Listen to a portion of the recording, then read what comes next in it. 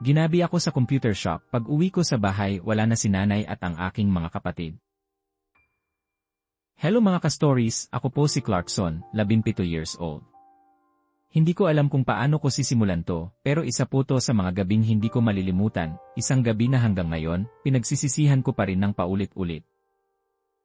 Lumaki kaming salat sa yaman pero punang pagmamahal sa bahay. Si nanay ang haligit ilaw naming magkakapatid. 3 kaming anak niya, ako ang panganay, tapos sina Cleo at baby Anton. Palaging stress si nanay pero kahit pagod na siya sa labada, may oras pa rin siyang tumawa, makipagbiruan, o kahit makinig sa mga kwento ko kahit paulit-ulit na. Pero ako, palaging abala sa sarili. Lalo na nung natuto na akong mag-computer shop. Paborito ko maglaro ng online games. Doon ko lang nararamdamang panalo ako na may ranking na may silbi.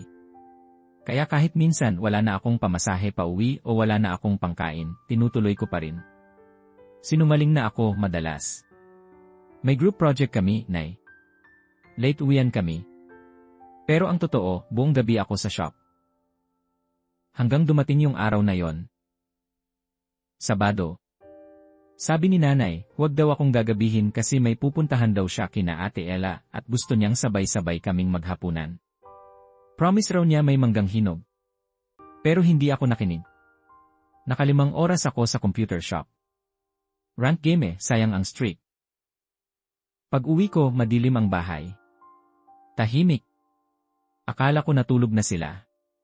Pero pagpasok ko, Kuya Mid, walang tao. Wala si nanay. Wala si Cleo. Wala si baby Anton.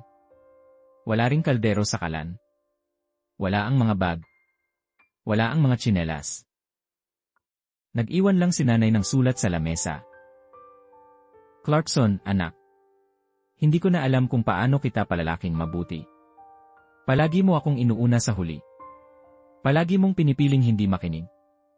Ilang beses na akong humiling ng oras, ng kaunting respeto bilang ina. Pero lagi akong natatalo sa laro mo. Sa totoo lang, hindi ko na kaya. Magsisimula kaming muli. Sana balang araw, hanapin mo kami kapag natutunan mo na kung sino ka at kung gaano kahalaga ang pamilya. Hindi ko na malaya na umiiyak na ako habang binabasa yon. Tinawagan ko si nanay. Hindi na aktibo ang number niya. Tinanong ko ang mga kapitbahay pero wala raw silang alam. Parang bula silang nawala. Lumipas ang mga buwan. Paulit-ulit kong pinuntahan ang mga lugar na posibleng tinirhan nila. Kina Ate Ella, sa probinsya ni Lola, sa lumang bahay ni Tito. Wala. Parang tinanggal ako ni nanay sa mundo niya. Hanggang ngayon, Kuya Mid, hindi ko pa rin sila makita. Sa tuwing makakaamoy ako ng mangga, napapaiyak ako. Tuwing dumadaan ako sa computer shop na dati kong pinupuntahan, hindi ko na kayang tumingin. Kasi doon ako huling naging bata at huling naging pabaya. Kung nababasa mo man to, na ipatawad. Sa pagiging makulit. Sa pagiging bulag sa lahat ng sakripisyo mo. Hindi ko lang pinili ang laro kaysa sayo, pinili ko rin ang pagiging walang kwentang anak. Pero ngayon, handa na akong magbago. Kahit hindi mo na ako tanggapin, gusto ko lang malaman mo, araw-araw akong nagsisisi. Araw-araw kitang hinihintay.